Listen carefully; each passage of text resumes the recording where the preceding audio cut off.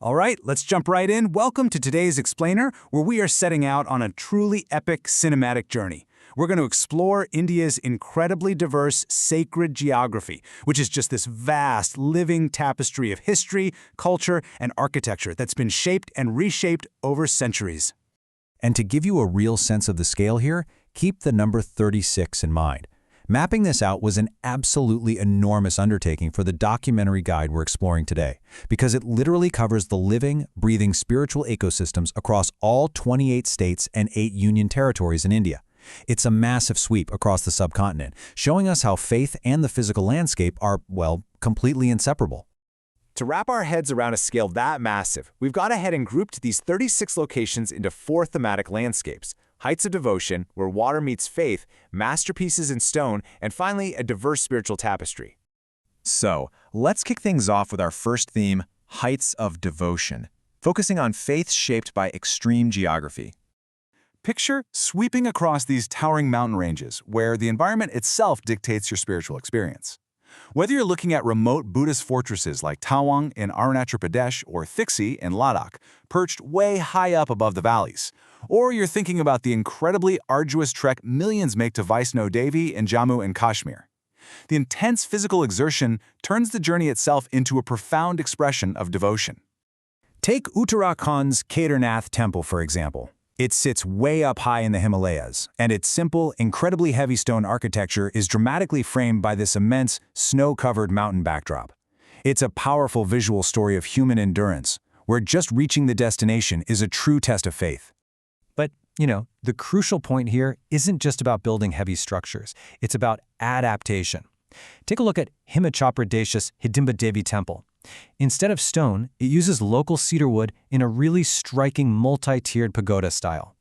Set deep inside a forest, it's a beautiful, sharp contrast to the heavy masonry we usually associate with traditional Indian temples. The architecture perfectly adapts to its mountainous, forested environment. Okay, shifting gears, let's move to our second theme, where water meets faith. This covers rivers, coasts, and islands. Think about Varanasi in Uttar Pradesh, one of the absolute oldest continuously inhabited cities in the world. Right at its heart is the Kashi Vishwanath Temple with its iconic gold-plated domes. But what's fascinating is how the city itself has grown entirely around the sacred Ganga. The river turns every single street and ghat into a living story, making water completely central to its cinematic visual identity. And water provides this kind of dramatic backdrop all across the subcontinent. We see it with the towering Somnath Temple holding its ground on the edge of the Arabian Sea in Gujarat. We see it in the bright white walls of Lakshadweep's Ujra Mosque set against turquoise lagoons, the massive Jagannath Temple looming right over Puri Beach in Odisha, and even the rare Brahma Temple centered right on the sacred desert lake of Pushkar in Rajasthan. Water also serves as a brilliant mirror for devotion. You literally see this perfectly exemplified in Punjab at the Harmandir Sahib, widely known as the Golden Temple. Its stunning gilded sanctum appears to just float right within the Amrit Sarovar, or the sacred pool of the nectar of immortality. It creates what is easily one of India's most recognizable and tranquil sacred landscapes. Moving right along to Section 3, let's talk about masterpieces in stone, exploring the architectural marvels of the subcontinent.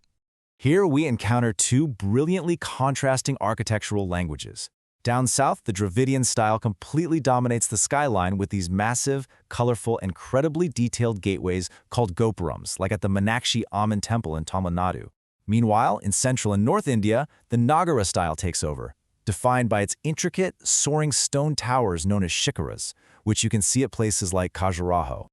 And what's wild is that this medieval engineering is so extraordinary that sites like Telangana's Ramappa Temple have actually earned UNESCO recognition for their brilliant elevated platform construction. Similarly, Karnataka's Virupaksha Temple stands today as a living, breathing remnant of the grand Vijayanagara Empire, beautifully integrated right into the Tungabhadra landscape. But honestly, stone architecture in India isn't just one monolith. Eastern India adapted these traditions into entirely distinct, unique forms. You have Assam's red-toned Nilachal domes at the Kamakhya Temple, Tripura's traditional Bengali hut-style shrines, and West Bengal's absolutely stunning Navaratna or nine-spired roofs like at Dakshinaswar. It just proves how fluid and adaptable Indian temple architecture really is. And hey, Monumental stone carving is definitely not just ancient history. Just look at Delhi's modern Swaminarayan Akshardham complex. Inaugurated right here in the 21st century, it uses that same traditional architectural language to create incredibly extensive, hand-carved stonework. It is very much a living, evolving practice in contemporary India today. Let's move to our fourth and final theme, a diverse spiritual tapestry, weaving together a multitude of faiths and memories. Returning briefly to Punjab's Golden Temple, there's a quote that beautifully summarizes the Sikh langar tradition. It points out that this site isn't just about the glowing golden architecture, it's a living practice of equality and community service. Every single day, visitors of all backgrounds experience a profound connection through music, devotion, and shared free food. It's incredibly powerful. Now, shift gears and head down the coast to Goa, where the Basilica of Bom Jesus tells a completely different chapter of India's sacred history. It's part of a UNESCO World Heritage Property and holds the mortal remains of Saint Francis Xavier. The stunning Indo-Portuguese Baroque architecture and that rich red laterite exterior perfectly showcase a specific time when European and Indian cultures uniquely intertwined. And the Northeast offers yet another amazing dimension of this diversity. In Mizoram, you have the striking, expansive white facade of Solomon's Temple, rising beautifully above the hills of Aizwal. Over in Nagaland, the Cathedral of Mary Help of Christians features these steep, simple, modern rooflines that visually respond to the rugged, mountainous environment of Kohima. Both are major Christian landmarks, integrated deeply into their local cultural landscapes. Actually, scratch the idea that a sacred landscape only means something religious. The cellular jail in the Andaman and Nicobar Islands stands as a wildly powerful place of national memory. It preserves the harrowing story of political prisoners incarcerated there during British rule. It represents a totally different kind of sacred ground, one that was built on sacrifice, resistance, and the fight for freedom. Spirituality also thrives way outside of monumental towers or grand temples. It lives in the quiet, simple spaces of the Sri Aurobindo Ashram in Puducherry's French Quarter. It's totally visible in the syncretism of Meghalaya's Nartiang Durga Temple, where indigenous Jayantiya culture meets the Hindu Shakti tradition. And it breathes in Manipur's Sri Govindji Temple, where the physical architecture is inextricably linked with devotional music and dance. So whether you're looking at the 18th century blockstone of Trimbakeshwar standing resolute against the Maharashtra monsoon, the absolute constant flow of pilgrims to the Sri Venkateshwar Temple in the green hills of Tirumala, or the massive global gathering of devotees at the ancient brick Mahabodhi Temple in Bihar, these aren't just relics. They are living, continuously adapting centers of faith. To truly grasp the scope of this massive 36-region documentary, we just have to trace our steps back through these cinematic landscapes.